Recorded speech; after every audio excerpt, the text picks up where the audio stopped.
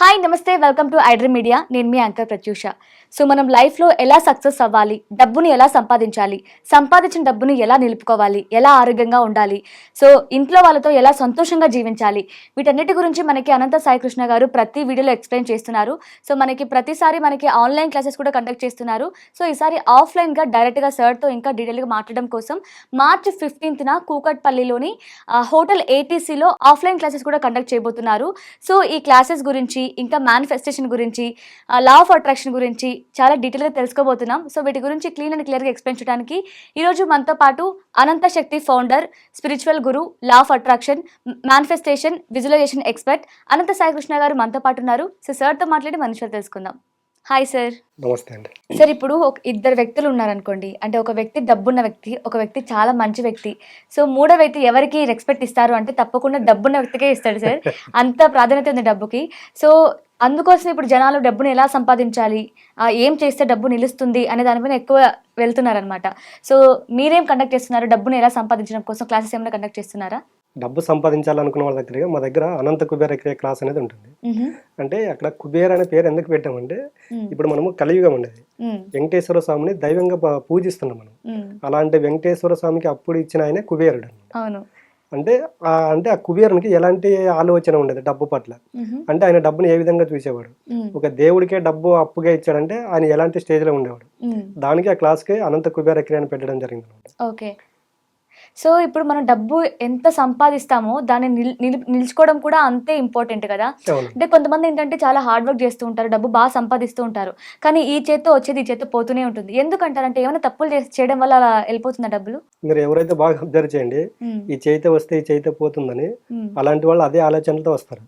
చూడండి, నాకు ఈ రోజు వచ్చింది రేపు పోతుంది అన్నప్పుడు ఎలాగుంటుందంటే, ఈ రోజు ఎక్కడో ఒక చోట డబ్బు వస్తుందండి, వీళ్ళ ఆలోచనలు ఎలాగుంటే తెలుసా, రేపు డబ్బు వస్తుంది అన్నప్పుడు ఆ డబ్బుకు సంబంధించిన ఖర్చులు కూడా వాళ్ళు ఈ రోజే ప్లాన్ చేసుకుంటూ ఉంటారు. అంటే అక్కడ నుంచి 10,000 వస్తుంది, రేపు వాళ్ళకి ఇవ్వాలి వీళ్ళకి ఇవ్వాలని వాళ్ళు మెంటల్గా ఆలోచన చేస్తూ ఉంటారు. అప్పుడు చెప్పేగా మనకి యూనివర్స్ అనేది మన ఆలోచనలకు ఉన్నటువంటి ఎనర్జీ ఫ్రీక్వెన్సీని తీసుకుంటుంది. ఆ 10,000 వచ్చింది, వాళ్ళకి పోతుంది, వీళ్ళకి పోతుంది, వీళ్ళకి పోతుంది, అప్పుడే లాస్ట్కి మన దగ్గర మిగిలేదు అంత. ఆ మిగిలేదాన్ని చూసి మనం బాధపడుతున్నాం అన్నమాట. అంటే యద్భావం తద్భవతి, నీ దగ్గరికి ఇలా వచ్చింది ఇలా వెళ్ళిందని నువ్వు అనుకుంటున్నావు కాబట్టి నీ దగ్గర డబ్బు నిలవదు. అలా కాకుండా డబ్బుకి రెస్పెక్ట్ ఇవ్వండి అని చెప్తున్నాను నేను. మనిషి ఆలోచనలు ఎలాగున్నాయంటే, ఇప్పుడు చూడండి, ఒక బైక్ వేసుకొని వస్తూ ఉంటాం మనం. బైక్ నడవాలంటే దాంట్లో ఏముండాలి? పెట్రోల్ ఉండాలి. పెట్రోల్ బంక్ లోకి వెళ్ళాము, ఒక 500 పెట్రోల్ కొట్టించాము.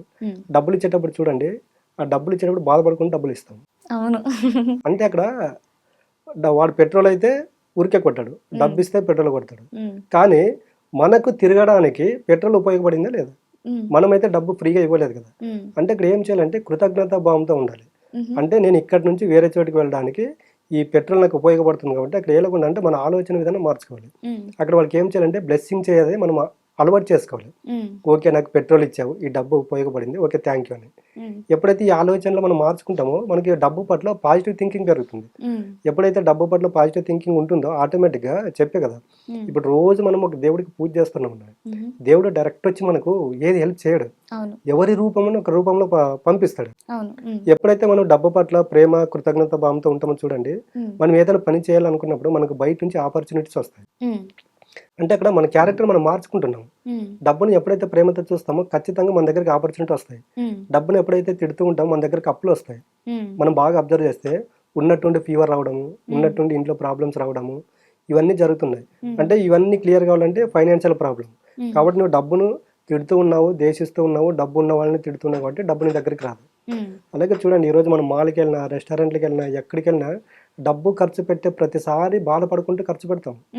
అది మనం అనుకుంటున్నాం ఇది ఎందుకు ఏం జరుగుతుందని. మనం ఎప్పుడైతే బాధపడతామో బాధపడినవన్నీ యూనివర్స్లో స్టోర్ అవుతాయి. ఈ రోజు మనం ఉదయం నిద్ర లేచినప్పటి నుండి నైట్ పడకపోయే వరకు డబ్బు విషయంలో మనం ఎన్నిసార్లు పాజిటివ్గా ఉన్నాము, ఎన్నిసార్లు నెగిటివ్గా ఉన్నాము, ఇవన్నీ యూనివర్స్లో రికార్డ్ అవుతాయి. అక్కడ ఏం జరుగుతుందంటే మనం బాగా అబ్జర్వ్ చేస్తే ఈ రోజులో డబ్బు గురించి నెగిటివ్ ఆలోచన చేసింది ఎక్కువ శాతం ఉంటుంది, పాజిటివ్గా ఆలోచన చేసింది తక్కువ శాతం ఉంటుంది. అలాంటప్పుడు ఏం చేస్తుంటే యూనివర్స్ అనేది నువ్వు ఎక్కువైతే ఏదే ఆలోచన చేసింటావో దాన్ని తీసుకుంటుంది. ఇప్పుడు కొన్ని జాబ్స్కు ఇంటర్వ్యూస్ పెడతారండి, అంటే ఎవరైతే బెటర్గా వాళ్ళకి యూజ్ అవుతారో వాళ్ళని సెలెక్ట్ చేసుకుంటారో లేదా? అంతే కదా. ఎందుకు? అంటే వాళ్ళకి యూజ్ ఉంటుంది వాళ్ళ వల్ల. అదే యూనివర్స్ కూడా అలాగే అండి. అంటే నువ్వు బెటర్గా ఏ ఆలోచనలు చేస్తావో దానికి సంబంధించిన రిజల్ట్ నేను ఇస్తానంటుంది. నువ్వు పాజిటివ్ చేస్తావో నెగిటివ్ ఆలోచన చేస్తావో నాకు సంబంధం లేదు. ఆ పాజిటివ్ ఆలోచనలు నెగిటివ్ ఆలోచనలు చూసుకోవాల్సింది నువ్వు. కాబట్టి నీలో ఎప్పుడైతే క్లారిటీగా ఉండి నాకు ఒక పని అప్పచెప్తావో దానికి సంబంధించిన రిజల్ట్ నీకు ఇస్తానని యూనివర్స్ చెప్తున్నాను. ఓకే. సో మీరు ఇప్పుడు చెప్తున్నారంటే మనం ఏదైనా ఖర్చు పెట్టే ముందు అది నాకే కదా ఆ వస్తువు వస్తుంది, సో ఖర్చు పెట్టడం వల్ల ప్రాబ్లం లేదు అని అనుకోవాలి అంటున్నారు. కానీ అలా అన్నిటికీ ఖర్చు పెట్టేస్తే మన దగ్గర డబ్బులే ఉండదు కదా సార్. అంటే మనకు తెలిసిపోతుందండి. ఇప్పుడు మన దగ్గర డబ్బు ఉంది, ఈ డబ్బుగా ఈ వస్తువు మనకి యూజ్ అవుతుందా లేదని. ఇప్పుడు డబ్బు ఉందని అన్ని కొనుక్కుంటూ పోం కదా, మనకి ఏదైతే అవసరమో దాన్నే కొంటాం కదా. ఆ కొనేటప్పుడు ప్రేమతత్వంతో ఉండండి అని చెప్తున్నా, కృతజ్ఞత భావంతో ఉండండి అని చెప్తున్నా. ఈ రోజు మనం ఈ స్టేజ్ లో ఉన్నామంటే మనకు ఊహ తెలిసినప్పటి నుండి ఈ రోజు వరకు డబ్బు మనకి ప్రతిరోజు ఎన్ని రకాలుగా ఉపయోగపడుతుందండి. మనకు ఉపయోగపడని దానికన్నా ఉపయోగపడింది ఎక్కువ. బట్ మనిషి ఏం చేస్తుండంటే ఉపయోగపడిన దాన్ని పక్కన పెట్టేసి ఉపయోగపడిన దాన్ని గుర్తించుకుంటూ ఉంటాడు. కాబట్టి వాళ్ళ లైఫ్లోకి డబ్బు రావట్లేదు. మీరు ఎప్పుడైతే డబ్బును చూసే విధానం మారుతుందో మీ లైఫ్లోకి డబ్బు వస్తుంది. ఓకే. సో ఇప్పుడు మీరు చెప్తున్నారు కదా, అంటే మనం ఏదైనా ఒకటి కోరుకుంటూ ఉంటే అది మనకి వస్తుంది అని. సో ఇప్పుడు ఫర్ ఎగ్జాంపుల్ ఒక డబ్బున్న వ్యక్తి గురించి తన ఫ్రెండ్ తిని డబ్బు పోవాలి అంటే తిని పేదోడు అయిపోవాలి అని ఎక్కువ వాడు కోరుకోవడం వల్ల కూడా ఆ ఆలోచన మన మీద ఏమన్నా చూపించే అవకాశం ఉంటుంది, ఎఫెక్ట్ ఏమైనా అవకాశం ఉన్నదండి. ఇప్పుడు ఉండరండి ఇద్దరు, ఇప్పుడు బాక్సింగ్ జరుగుతూ ఉంటుంది, అక్కడ ఒక ఫైట్ జరుగుతూ ఉంటుంది. ఆ ఫైటింగ్ లో ఎవరు గెలుస్తారు? ఇద్దరు గెలుస్తారు. ఒకరే గెలుస్తారు. ఎందుకు గెలుస్తారు? అంటే ఎవరు ఎక్కువ ఎఫర్ట్స్ పెడితే వాళ్ళే గెలుస్తారు. సేమ్ అలాగేనండి. అంటే వీడి యొక్క ప్రభావం ఎదుటోడి పైన చూపలేదు, అంటే అక్కడ బలవంతుడు గెలిచాడు. సేమ్ యూనివర్స్ లోపల ఎలాగుంటుందంటే నీ పాజిటివ్ ఆలోచనలు ఉన్నంత వరకు నీ గురించి ఎంతమంది నెగిటివ్ ఆలోచన చేసినా దాని యొక్క ఇంపాక్ట్ నీ వరకు రాదు. ఎప్పుడైతే నువ్వు పాజిటివ్ ఆలోచనలు తగ్గించుకుంటూ వస్తావో వేరే వాళ్ళు చేసే నీ పైన వేరే వాళ్ళు చేసే నెగిటివ్ ఆలోచనల ఇంపాక్ట్ ఎక్కువ నీ దగ్గర ఉంటుంది. ఓకే. అంటే మనం పాజిటివ్ గా ఉంటే మన గురించి వేరే వాళ్ళు నెగిటివ్ గా అనుకున్నా కూడా మనకు ప్రాబ్లం రాదంటారు. ప్రాబ్లం రాదండి. అదే చెప్తున్నాను, పాజిటివ్ ఆరా మనం ఎప్పుడైతే ఆలోచన చేసుకుంటూ ఉంటామో మన చుట్టూ మన కంటికి కనిపించదు, ఒక పాజిటివ్ ఆరా అనేది క్రియేట్ అవుతూ ఉంటుంది. ఆ పాజిటివ్ ఆరా మన చుట్టూ ఎప్పుడైతే క్రియేషన్ అవుతుందో ఆ పాజిటివ్ ఆరా అనేది నెగిటివ్ ఆరా మన వరకు రాకుండా ఆపుతుంది అనమాట. ఇప్పుడు ఒక సెలబ్రిటీ ఉంటున్నాడు, ఎక్కడికో వెళ్ళాడు అనుకోండి, ఆయన చుట్టూ సెక్యూరిటీ ఉంటారు.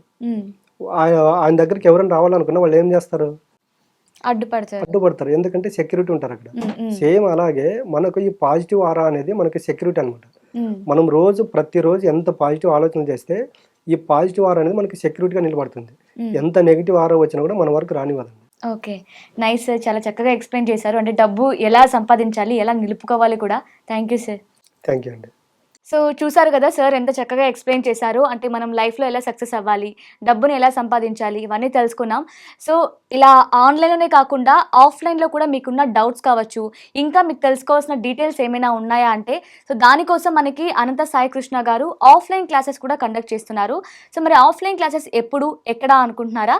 సో మనకి ఆఫ్లైన్ క్లాస్ వచ్చేసి March 15న కూకట్పల్లిలోని హోటల్ ATCలో కండక్ట్ చేయబోతున్నారు. సో ఎవరు కూడా మిస్ అవ్వకండి. సో దీని గురించి మరిన్ని మోర్ డీటెయిల్స్ కావాలనుకుంటే జస్ట్ మనకి స్క్రీన్ మీద కనిపిస్తున్న నెంబర్కి కాంటాక్ట్ అవ్వండి. Thank you so much for watching.